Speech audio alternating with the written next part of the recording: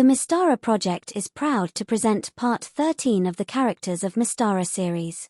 In this video, we take a look at the kobold shaman, Ackvig. Ackvig was introduced in the 1996 novel, Son of Dawn, on page 198. Ackvig was born in AC 966 into the Vandra clan, of the Nyath horde of the Gaka kobold tribe, in the central caverns of the Hardanger ranges. His clan were not particularly courageous, ill-disciplined, poorly trained and equipped.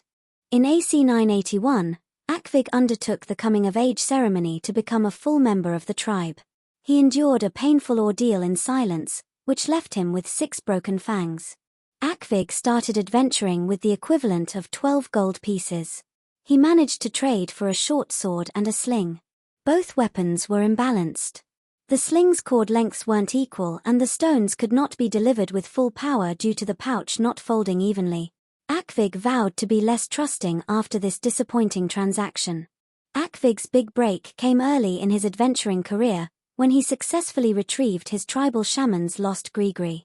The shaman agreed to teach Ackvig as an apprentice shaman, following the father of demons. Ackvig eventually felt accomplished enough to undergo the shaman's ritual of passage. In a harrowing experience, a fiendish being materialized and drained some of Ackvig's vitality, taking a heavy toll on his health. Yet, Ackvig lived and became a shaman of the father of demons. His teacher told him he must now train himself, as all shamans must.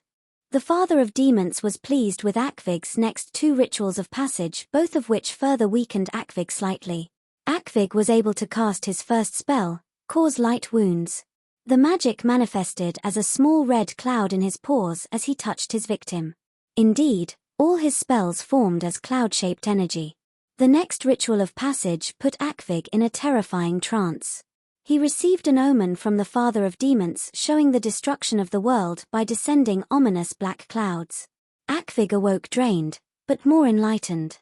Ackvig pressed on with the rituals as he gained experience, becoming weaker and weaker.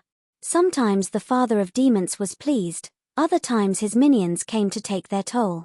But Ackvig was gaining more spells and more power. Upon reaching 10th level, Ackvig started spell research. His first attempt was a failure, but after sacrificing 6,000 GP worth of treasure into a deadly fog pit, and being drained 3 hit points, he succeeded on his second attempt at creating a new 3rd level spell, Ackvig's Acid Cloud. Encouraged by this success, he defied the odds to develop the 5th level spell Death Cloud on his first attempt. This is basically the common finger of death spell, dramatically cast as a dark, descending cloud. However, he was scarred by the ordeal, losing 4 hit points. In early AC 1009, Ackvig left his tribe with a handful of followers seeking better opportunities. They traveled through tunnels close to Dengar mines and gnomish caverns in the Altan Tepes. Ackvig then learned of a successful humanoid leader who was operating out of the caverns under the Black Peak Mountains and accepting outcasts. Korsnid Hatelight was his name, half-orc, half-elf. Korsnid had not inherited any magical ability, and was in need of a spellcaster. Around Imont AC 1009, Korsnid's outlaws came across some common orcs, led by Rovag, in northern Darakin. Korsnid triumphed in the ensuing battle. In addition to Rovag's loot, were 2 shadow elf children. Korsnid kept them as prisoners and headed toward the Streel River. Korsnid's outlaws were then intercepted by a Darakinian patrol who they defeated with the loss of Korsnid's brother Vigwin. Korsnid's outcasts proceeded south down the Streel River, leaving Vigwin's corpse on the battlefield. They eventually reached Port Tenebar, where Korsnid sold the shadow elves to the Hattien slaver, Gorval. Korsnid's outlaws then spent their loot on having a good time. They headed back to the Black Peaks, raiding Threshold on the way. The trolls devoured stolen ponies and all got drunk on ale. On Vatamont the 13th AC 1010, Ackvig cast a spell on the trolls to compel them to share the ponies with the starving kobolds, who had been too drunk on ale to hunt. Korsnid discovers that the elves he sold were royals, and he could have made a fortune ransoming them if he had have known.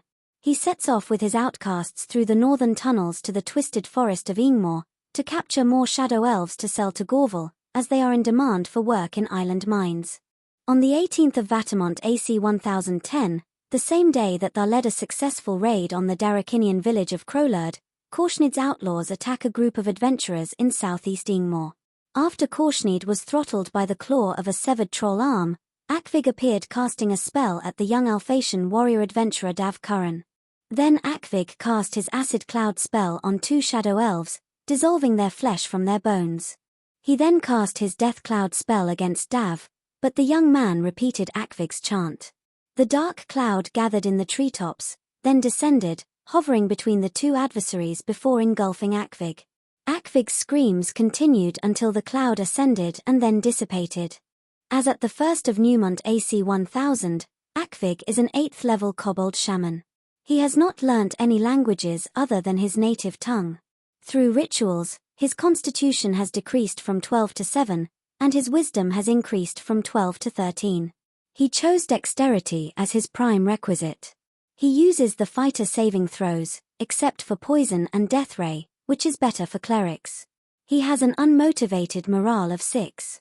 Growing up in the Hardanger Ranges, he learnt the kobold ancestry's secret skill of escape artist. He also learnt how to train and ride hellhounds. He took up mysticism under the tribal shaman's guidance. Later on, he learnt to use various fungi to heal wounds and then how to hide in shadows. He only has 10 hit points after being drained of them directly and through loss of constitution. He rarely uses his defective weapons, relying on his magic and hiding skills instead. He wears no armor, gaining AC 6 through kobold hide toughness and dexterity. Ackvig has access to the standard monster shaman spells. As of AC 1000, he had not yet researched his 2 new spells. When he casts a spell, a colored cloud forms as part of the process. Ackvig sacrificed 11,000 GP worth of treasure in spell research.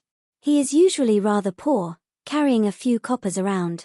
He has minimal possessions, his gree being his most treasured. Ackvig has rather negative personality traits. He boasts about his abilities and is quite vengeful. His most positive trait is that he is a fairly reverent shaman. Ackvig could be used as a basic or low-level expert villain for the Castellan region of the Sodafjord Jarldoms. Castellan dwarfs could begin mining near Ackvig's territory. An evil, solitary cold drake living in an icy cavern nearby infiltrates the dwarven mine. The drake then passes on knowledge of the dwarfs' defenses to Ackvig's tribe, so they can harass them and possibly steal their treasure. Ackvig uses cause disease on the dwarfs' mules, and poisons their drinking containers, as the kobolds use hit-and-run tactics to navigate the mine tunnels. PCs are contacted by the Castellan dwarfs or recruited by Vigfus the kobold hunter to assist the dwarfs. The kobold lair is protected by traps and continual darkness pebbles, making it a challenging adventure. Ackvig escapes using continual darkness pebbles. As Ackvig has low hit points and a modest armor class, he is very vulnerable in melee combat, even to low-level adventurers. So he always has at least 5 kobold warriors protecting him. Eventually, Ackvig decides to leave the Hardanger Ranges, threatened by the growing power of Sarg and Thrag. He then starts making a nuisance of himself throughout the central Alton Tepes, before joining Korsnid's outcasts. This concludes our look at the cloud-casting kobold shaman, Ackvig.